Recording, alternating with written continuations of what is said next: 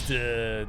Okay, yeah, I got caught playing a new gacha game. I'm very sorry. Sorry, Wuthering Waves. Sorry, Genshin Impact. But hear me out. I got good reasons why the game convinced me to keep playing it after a few days. And I want you to hear them. Because honestly, for me, the game has huge potential to keep up with the big names like Genshin Impact or Wuthering Waves, Honkai Star Rail, you name them. And I will just tell you quick what I found out while playing the game now. And just a quick note, there might be some spoilers in the video. I will try to talk them as less as possible, but I can't guarantee for nothing. But in the end, go play it for yourself, come back and see if we share the same thoughts. Okay, let's roll out, administrator.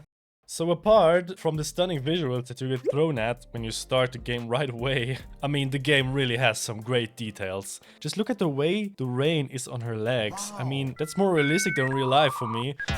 Of course, it depends also on your computer, okay? If you play it on mobile, it will not look like this. The visuals, I can start right away, they are great. But one thing that really started to really get me right hooked into the game was the exploration. I mean, in the end, it's just still another gacha game where you're explore the world, do some puzzles, fight some enemies to get some materials, get some chests. But I think in this game it's a little bit different. I would rather say the pacing seems for me a bit slower. And maybe for some people that might be not the go-to choice. But I gotta say for myself, I like it. I'm always used to play like Genshin and Wuthering Waves where you have a lot of exploration that is... I know it's a hard comparison, but I would say it's like if you compare animes that are fast-paced, like maybe Solo Leveling, and just put it next to Freerun, which is still some action, but it's a slower pacing, and just that little thing just makes it so different, but yet just as effective as the other as well. And for me, I really enjoy it. Because it's something new, you just don't rush through the world to explore quickly everything, get everything as fast as possible, just to quickly finish the game and get your rewards. But here it feels more like just take it easy. You found something, okay, but bear in mind to get there you do not climb just to get quickly there, because you do not climb in the game. You find a way to get there just like a regular person.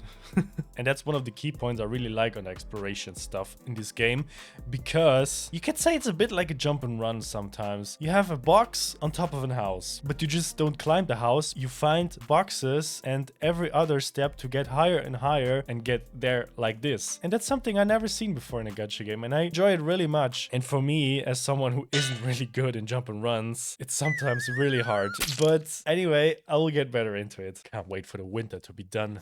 And one thing I gotta mention as well is the fact that you got a little mechanic from building games, I would say it like that. So you can basically have a machine that gets the ore for you. So you don't really need to run across the world and farm the stones for whatever reasons. But you can, of course, but you don't have to. And that's totally fine for me as well. But if you do really enjoy doing that, you can still do it because you are not alone. And that brings me to my second part, and that is the characters. Oh boy. So the most important for every gacha game player is, I think, the characters. Visually, 10 out of 10. Voice acting, great as well. Well, look who it is. The legendary Administrator. I sometimes got a feeling that some characters have some voice actors that I already know, but I can't seem to get around which one is who. So if you know something, tell me down in the comments, please. Just as in every gacha game, you start with 4 characters, and one of them is the main character, of course, the Administrator. She already looks very cool, I gotta say. But I think all of them have a great personality as well. They just feel like you're with them. It's like playing with your friends, but they are AI. I guess. So I think for someone who's alone, it's pretty good. So a bit different from other gacha games where you have like 4 characters or 3 and you fight together but not together. You play with one character at a time, but not here. Here you fight with your whole party. Of course you still use only one character at a time, but the other fight with you. So you really have like an experience where you fight with the 4 characters simultaneously, and that's very cool, I gotta say. And while fighting you can switch to characters to do like combinations and use the other characters' elemental skills or ultimates while you fight with another one. And that's very cool if you really decide to have like your main DPS to play with and the others are just like supports or healer, whatever. You can stay with your main DPS and fight still with the others without really always changing like the character. And that's an interesting game mechanic. At the first time I was like, okay, that was a bit strange. I don't know if I can get used to this, but now I gotta say I really enjoy it. I would say the combat feels like it's a mixture between Wuthering Waves, but added some parts of Zenless Zone Zero into it. I would say that describes it pretty good. Okay, let's add Genshin Impact as well, because that's the only game where you have 4 characters. So it's a combination of all games.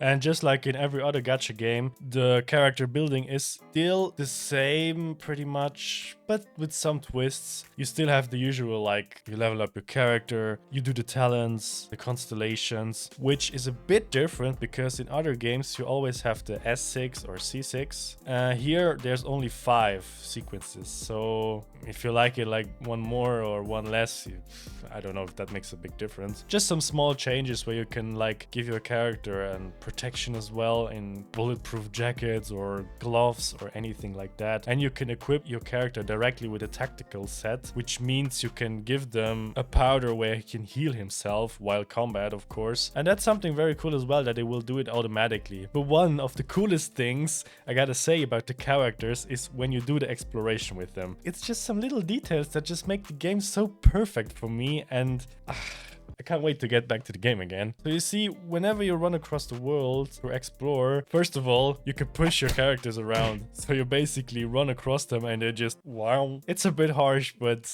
I think they will get used to it. Another detail I gotta say is when you run across something, like a chest or something you have to collect or can collect, one of the characters gets like an emoji on top of the head. He's like, oh, I think I found something. And you just follow them and they really go to that place where they think there is something. And trust me, they found something. You missed a chest and they told you, and I love it. Same with farming other stuff. If you want to collect something, you go to the rock, you try to punch it to collect it, and they will come and help you. And they will not just smash one rock, they will crush the whole field if you like to.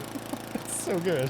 And if you open a chest, you can rest assured because you don't have the fear that you will forget something to collect, because the characters are picking it up for you as well. They even have an animation to do that.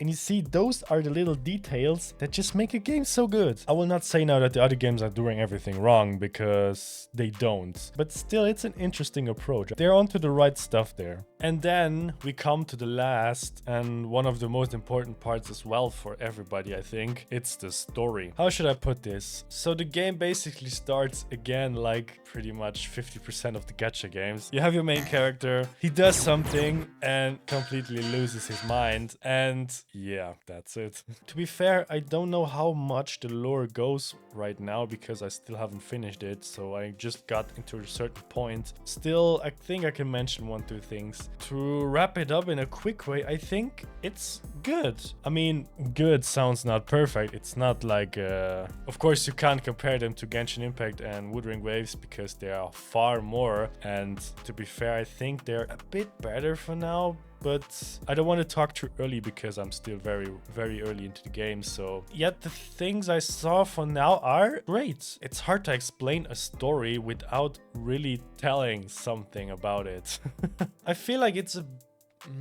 I watched a series back then from Marvel. It's called the series The Gifted. It's about mutants that try to protect themselves and help others, and they're pretty much an organization to everything, and they just do stuff to help others and protect themselves while here and there stuff is happening. I could say actually it's pretty much like that in some way. You have like the Endfields that are trying to get the world back together, if I recall right, and you have like the typical enemies that will always come back and haunt you. The storytelling is not too quick, not too slow. It just feels like you have a great exploration game where you have a decent story about it that's not too fast paced and not too hard to understand. Yeah, I like it. I really like it. Even though it's not like a blast like in Wuthering Waves and Genshin Impact where you're like, oh my god, what is happening now? This and this happened.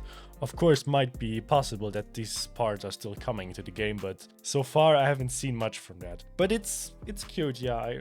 I will still play it for a long time probably, unless there's really something that bad coming into the game in the future that will convince me to stop it, but I don't think so. For the rest, I don't really think I need to dive more into the story part now, because of course I don't want to spoil you as well, and it's always better if you play it first for yourself and get yourself an imagination about it. Anyway guys, if you played Arknights Endfield already, tell me what you think about it, and if you want to see more content about it, there will probably be more content about it. I can assure you that. And if you haven't played Arknights by now, maybe I could convince you to try it out. Who knows? Anyway, I still hope you do enjoy the game. It's a bit different approach what I do on my channel, but I will adapt everything to it, so no need to worry about it. Of course, you can still subscribe and leave a like if you enjoyed it. And thank you so much for watching, guys, and I see you hopefully in another video. Have fun in Arknights and in other gacha games, and I see you next time. Wrapped out.